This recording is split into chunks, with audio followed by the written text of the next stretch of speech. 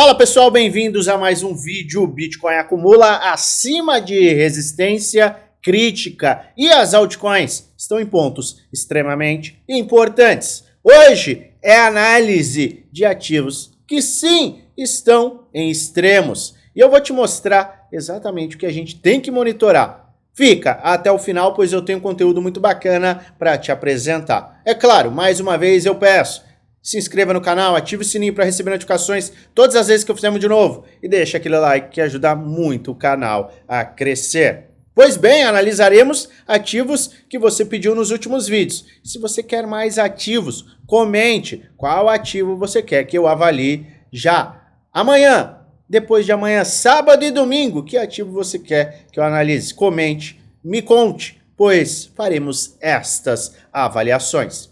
Pois bem, o Bitcoin segue acima de resistência importante. Tivemos o rompimento confirmado e colocamos uma retração totalmente saudável, movimento saudável que, sim, abre espaço para que o índice de medo e ganância respire. Com a correção do dia de ontem, já voltamos à neutralidade, o que é algo extremamente benéfico. E se a gente acumular por mais algum tempo, a gente abre espaço sim para faixas superiores sem pontos críticos. Então a gente tem que acompanhar esta área entre 93 e 95 e monitorar 97.800. Vamos arredondar? 98.000, que foi o ponto de resistência que foi atingido 2 dias atrás, conhecida como quarta-feira. A gente vai atualizar tudo sobre o Bitcoin e o fechamento do dia de hoje e dos próximos dias lá na nossa comunidade geral. Para que você possa participar, clique no segundo link da descrição. Tem sites, análises e atualizações importantíssimas que a gente entrega por lá. Então, eu aguardo a sua presença para que a gente feche esta leitura do Bitcoin. O Bitcoin que está em um ponto crítico. Pois bem, tivemos o rompimento e agora a gente está usando esta resistência como suporte. Mas e as altcoins? Como elas estão se comportando justamente com o movimento de alta do Bitcoin, a acumulação, mas com a dominância ainda se sustentando em faixas mais elevadas? Vamos dar uma olhada. Ethereum, Ondo, XLM, HBAR, ENA e Dash. Esses são os ativos que nós iremos avaliar no dia de hoje. Ethereum teve a sua aceleração e não confirmou ainda o rompimento. Pivô de alta ainda não aconteceu. Para que a gente de fato tenha um rompimento confirmado e aumente a probabilidade não é certeza, não é garantia, mas para que a gente aumente a probabilidade de buscar os alvos perto dos $4.000, que é o alvo do rompimento do padrão lateral, a gente precisa, sim, deste rompimento confirmado. E para que ele aconteça, precisamos fechar pelo menos um dia acima de 3.300. Eu vou ser um pouquinho mais conservador e vou colocar que a gente tem que fechar acima de 3.400.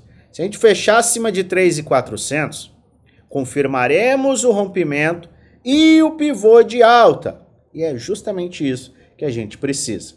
Eu compraria neste ponto? Não. Este é um ponto de resistência. É mais seguro aguardar uma continuidade de alta, um rompimento confirmado, um teste, e aí sim você tem um stop bem posicionado e um alvo bem posicionado, risco-retorno aceitável. Então, o Bitcoin está em um ponto crítico e o Ethereum está um ponto atrás. Ele precisa fechar acima de 3.400 para que o rompimento confirmado aconteça e abra espaço para mais altas. Eu vou deixar Ondo para o final, porque eu sei que muita gente está de olho em Ondo, então a gente vai deixar a cereja do bolo para o final. Mas seguindo, XLM, me pediram análise de XLM e Diferente de XRP, XLM acelerou sim, igual a XRP, mas teve correções mais agressivas. Se a gente olha para o fundo topo de todo este movimento, a gente bateu próximo da área de Golden Pocket, retração de ouro de Fibonacci, acelerou, não foi capaz de formar um novo topo, isso é algo perigoso, a gente tem que monitorar, mas voltou justamente para este range próximo a 78,6. Para quem tem uma visão bullish, e é importantíssimo, visão bullish para o mercado, visão bullish para XRP e visão bullish para XLM, você pode considerar exposições próximo dessa área de 78,6, com stop posicionado abaixo de 0,16, colocando alvos superiores. E é óbvio, você tem que ter uma leitura, uma tese muito linkada a ciclo de liquidez e não ciclo de calendário. Se você quer entender um pouco de ciclo de calendário, ciclo de liquidez, qual é a minha tese, confere os vídeos que estão aqui na descrição do vídeo. Tem muita informação bacana para você aqui nas aulas que são gratuitas. Descrição do vídeo tem aula de tese de investimento, ciclo de liquidez e caixa infinito. Então, olhe com atenção para XLM.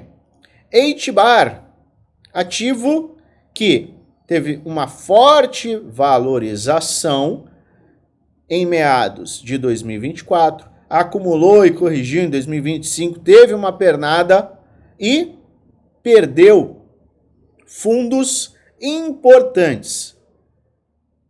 HBAR perdeu esta resistência, na verdade, este suporte, que agora serve como uma resistência clara. Veja que a gente perdeu, foi testar o suporte como resistência, é o contrário do que acontece agora no Bitcoin. Perdeu o suporte, está testando como resistência e abre espaço para continuidade de baixa, desculpe. Então, para você que está de olho em short, em capitalizar com a queda do mercado como um todo, este pode ser um ponto interessante para você avaliar. Tem um risco, retorno até condizente, colocando um stop acima de 0,14, com alvos iniciais no ponto de 0,072, que foi o ponto de fundo do dia 10/10 de 2025. Visão de bear, visão de queda para HBAR. Este é o cenário. Risco e retorno interessantes. Mais de 2/1. E para quem quer comprar? Compras, neste caso, somente se a gente tiver um rompimento, ou seja, recupera esta área, que é uma área muito importante, volta a testar como suporte, e aí sim você tem um risco com retorno favorável. Então, aqui tem espaço para todo mundo. Entenda, você consegue lucrar, capitalizar, seja com o mercado subindo ou com o mercado descendo. Se você souber, obviamente, o que você está fazendo e você tiver um bom plano, um plano de investimento que pode casar muito bem com um plano de trade. E se isso é interessante para você, eu convido você a considerar participar do nosso grupo do desafio. Hoje é o último dia com vagas abertas. E para que você tenha mais informações do que a gente entrega, basta você clicar no primeiro link da descrição. Clica no primeiro link, um chat com o nosso time será aberto. Basta você enviar um oi, o time vai te encaminhar todas as informações acerca do desafio. Aguardo o seu contato. Pois bem, então nós temos aqui algo muito claro. Se você tem um viés de baixa, este é o tipo de ativo que você quer shortar. Por quê? Porque nós perdemos uma estrutura, não é este caso. Nós perdemos uma estrutura de resistência e nós temos um risco-retorno extremamente interessante, viés de baixa. Ou viés de alta muda na recuperação. E aí você abre espaço para posição comprada, você abre espaço para operações com risco-retorno também extremamente interessantes. Basta você definir qual é a sua tese, qual é o seu cenário base, se você enxerga bull market ou bear market. Dá para ganhar dinheiro? Seja com o mercado subindo ou caindo. Seguindo, ENA. Vamos dar uma olhada em ENA. ENA está tentando aqui, interessante, está tentando um ombro, cabeça e ombro inverso. Este é um movimento interessante. Para quem tem uma visão bullish com ENA, nós estamos muito próximos de um suporte crítico e nós temos um risco-retorno que pode ser interessante. Para quem tem uma visão bullish, para quem tem uma estrutura de carteira, para quem tem caixa, para quem tem, sim, noção de risco, para quem tem uma visão de alta para a ENA. De nada adianta ter uma visão de baixa para a ENA se você considerar compras ou operações alavancadas. Não tem como você enxergar o mercado em queda e pensar em compras. Vamos pensar sempre com coerência. Então aqui nós temos um risco de 13% a 15%, com um potencial retorno interessante caso o mercado consiga confirmar inicialmente este ombro, cabeça-ombro inverso. Teríamos um alvo projetado de 70%, 70 com 14, 5 para 1, pode ser interessante para você que está de olho em ENA. E, independente, você quer investir em ENA, eu vejo um risco de 15%, algo como 15% neste caso para a ENA. Seguindo, Dash, ativo acelerando, acelerando, acelerando, acelerando. É momento de comprar? Na minha humilde opinião, não. Por quê? Se a gente olha para o gráfico diário, nós temos sobrecompra extrema. É para sair shortando? Muito cuidado, não tem clímax no volume. Nós não temos clímax no volume neste ponto. Nós tivemos aqui, tivemos uma retração, mas não estamos com um clímax no volume aqui. Então, ficar shortando esse tipo de ativo pode ser perigoso. Você tem que shortar de uma forma muito inteligente. Nós fizemos shorts recentes, pegamos este movimento, se eu não me engano, de meados de 65 a 56, fechei 80% da posição, stop na entrada, bateu meu stop na entrada, só de 20%, mas eu fui capaz de angariar lucro, mas era um momento específico. O fato de termos protegido a operação salvou, obviamente, muito dinheiro que poderia ser perdido. Então você tem que fazer as coisas de uma forma muito inteligente. Trade é timing, shorting é timing com experiência e conhecimento. Então muito cuidado para fazer shorts neste caso. Qual é o melhor cenário para Dash?